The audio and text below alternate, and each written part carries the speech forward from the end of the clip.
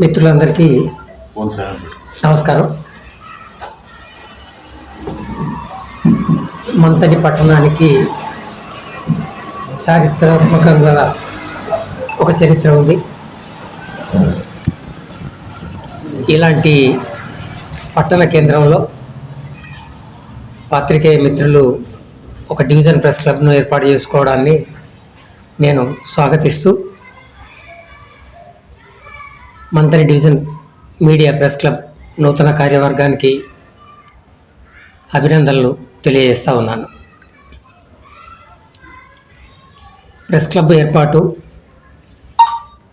దీనికి సంబంధించి నిర్వహణ, ప్రారంభోత్సవం, ఈ పనులలో కార్యవర్గం నిమగ్నమై ఉన్న సమయంలో ఈరోజు మనం కొన్ని అవాంఛనీయమైన పరిణామాలను చూడాల్సి వచ్చింది.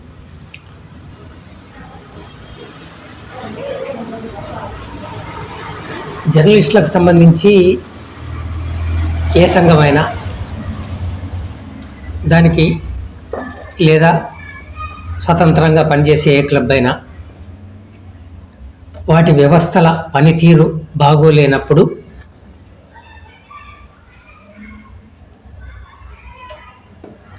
ఒక కొత్త వ్యవస్థను ఏర్పాటు చేసుకునే హక్కు జర్నలిస్టులందరి మీద ఉంది. దానికి ఎవరి అనుమతులో తీసుకోవాల్సిన అవసరం లేదన్నది అనుమతులు తీసుకోవాలి అని చెప్తున్న మిత్రులు గమనిస్తే బాగుంటుంది. ప్రెస్ క్లబ్లు అన్నవి సంఘాలకు అతీతం. ప్రెస్ క్లబ్ ఏర్పాటైన తర్వాత ఇందులో ఉన్న సభ్యులందరికీ ఒక సంఘం సభ్యుల సంక్షేమం కోసం, వాళ్ళ అభివృద్ధి కోసం, వాళ్ళ బాగోగుల కోసం పనిచేస్తుంది, ఆ సంఘంలో సమర్థవంతమైన నాయకత్వం ఉంది అని భావించినప్పుడు లేదన్నది నేను స్పష్టం చేస్తున్నా. ఇవాళ ఈ పరిణామాలు ఎందుకు వచ్చినాయి, ఈ పరిస్థితులు ఎందుకు వచ్చినాయి అన్నది కూడా ఆరోపణలు చేస్తున్న మిత్రుల్లో, నాయకత్వంలో ఉన్న మిత్రుల్లో ఆలోచన చేయాలి.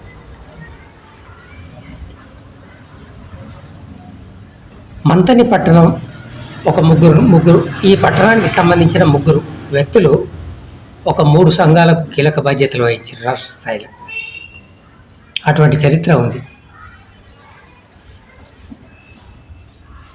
అసలు జర్నలిజం ఏంటి, జర్నలిజం వృత్తిలో విలువలేంటి, సంఘాలేంటి, వాళ్ళ నాయకత్వాలేంటి, నాయకత్వాల పనితీరేంటి అన్నది సభ్యులు నిశ్చితంగా గమనిస్తున్నారు. ఎవరి చరిత్ర ఏందో వాళ్ళకి తెలుసు. కొత్తగా ఎవరేం చెప్పాల్సిన అవసరం లేదు. ఇవాళ గ్రామీణ జర్నలిస్టుల పరిస్థితి ఎట్లా ఉంది? యాజమాన్యాలు వేతనాలు ఇవ్వవు. పైగా వీళ్ళని ఒక ఏజెంట్ల వ్యవస్థ మాదిరిగా తీర్చిదిద్దినాయి యాజమాన్యాలు. సర్క్యులేషన్లు, అడ్వర్టైజ్మెంట్లు, వాళ్ళను సేకరించడానికి ఒక వాహకాలుగా వాడుతున్నారు. ఈ పరిస్థితులను నివారించడానికి సంఘాలు ఏం చేసినాయి? ఏం చేయాలి? మరి సమాజానికి సేవ చేయాలన్న ఉద్దేశంతో ఒక పత్రికా రంగంలోకి వచ్చి ఒక గ్రామీణ ప్రాంతంలో పనిచేస్తున్న పాత్రికేయుడు అదే పత్రిక మీద ఆధారపడితే వాళ్ళ కుటుంబాలు ఎట్లా నడుస్తాయి? ఇవాళ ఆరోపణలు చేస్తున్న మిత్రులు తమ వ్యాపారాలు చక్కబెట్టుకోవడానికి, తమ వ్యాపారాల వైపు ఎవరు రాకుండా చూడడానికి క్లబ్లు ఏర్పాటు చేస్తున్నారు, సంఘాలు పెడుతున్నారనే ఆరోపణలు చేస్తున్నారు. కానీ ఒక గ్రామీణ జర్నలిస్టుల మీద ఆరోపణలు చేసిన వ్యక్తులు ఇవాళ జిల్లా స్థాయిలో, ఉమ్మడి జిల్లా స్థాయిలో బ్యూరోలుగా పనిచేసుకుంటూ నెల నెల వేతనాలు పొందుతున్న వేతనాలు పొందుతున్న వ్యక్తులు వ్యాపారాలు చేసినప్పుడు వీళ్ళ గుర్తు రాలేదని నేను అడుగుతాను. అంటే గ్రామీణ జర్నలిస్టులు చేయకూడదా? వాళ్ళు చేస్తే రైటు, వీళ్ళు చేస్తే తప్ప. మరి వీళ్ళు ఏం చేయకుండా ఈ వృత్తి మీదనే ఉంటారు.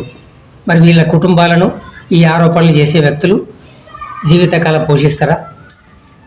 అటు యాజమాన్యాలు ఇవ్వవు, ఇటు సొంతగా మనం ఏం చేసుకోకూడదు అన్న విధానం అది సరైనది కాదు.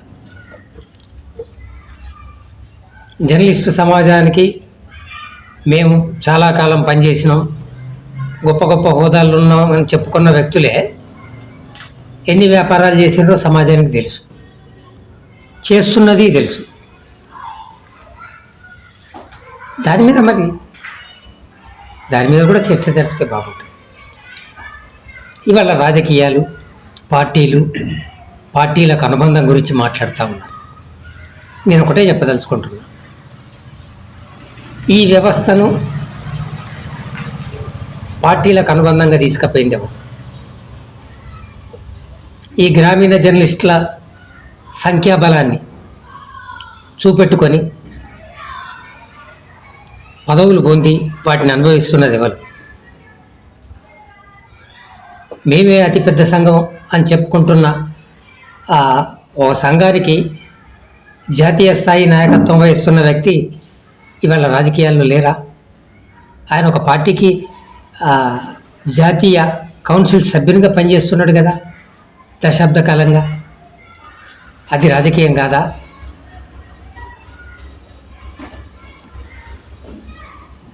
ఇంకా మిగతా పార్టీలకు అనుబంధంగా ఇవాళ జర్నలిస్ట్ సంఘాలు పనిచేయడం లేదా? ఈ రాష్ట్రంలో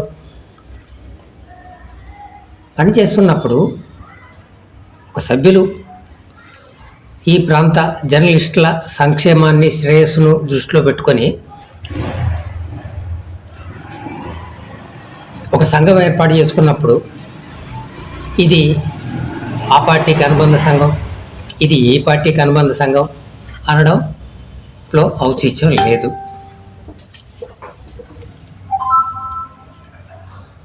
మీరందరూ చూశారు, ఆంధ్రప్రదేశ్లో మన గౌరవ సోదరులు సలహాదారుగా పనిచేశారు. అంటే వారు వైసీపీ కండువ వేసుకున్నారా?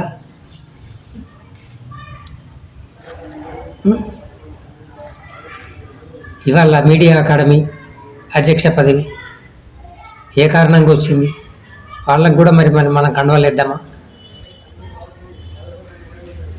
ఒక ఏ అభివృద్ధి అయినా సభ్యుల సంక్షేమం కావాలంటే ఆ రోజు స్థానికంగా ఎవరైనా ఉండనివ్వండి, పార్టీలకు అతీతంగా జర్నలిస్టులుగా మనం ఆ నాయకత్వం దగ్గరికి పోతాం. బీఆర్ఎస్ అధికారంలో ఉన్నప్పుడు బీఆర్ఎస్ నాయకుల దగ్గరికి పోతాం, శాసనసభ్యుల దగ్గరికి పోతాం. మా జర్నలిస్టుల సమస్యలు ఇవి, వీటి పరిష్కారానికి చొరవ తీసుకోండి అని విజ్ఞప్తి చేస్తాం. అంత మాత్రాన మీరు బీఆర్ఎస్ లేదా ఇవాళ కాంగ్రెస్ అధికారంలో ఉంటే కాంగ్రెస్ దగ్గరికి పోతాం. పోయినంత మాత్రాన కాంగ్రెస్ అంటే అది సమంజసమైన విధానం కాదు. అది వాళ్ళు గుర్తుపెట్టుకోవాలి. ఇక్కడ ఉన్న సభ్యులు ఎవరు పార్టీలలో సభ్యత్వాలు తీసుకొని పూర్తి స్థాయి రాజకీయ నాయకుల్లాగా పనిచేస్తున్న వ్యక్తులు కాదు. అభివృద్ధి కోసం ఎవరి దగ్గరికైనా పోవాలి. మీరు అధికారంలో ఉన్నప్పుడు మీ వార్తలు రాసినాం, వీళ్ళ అధికారంలో ఉన్నప్పుడు వీళ్ళ వార్తలు రాస్తాం. రేపు వాళ్ళు కాకుండా ఇంకోరు అధికారంలోకి వస్తే వాళ్ళ వార్తలు. అది జర్నలిస్టుల లక్షణం, వాళ్ళ పని, వాళ్ళ వృత్తి.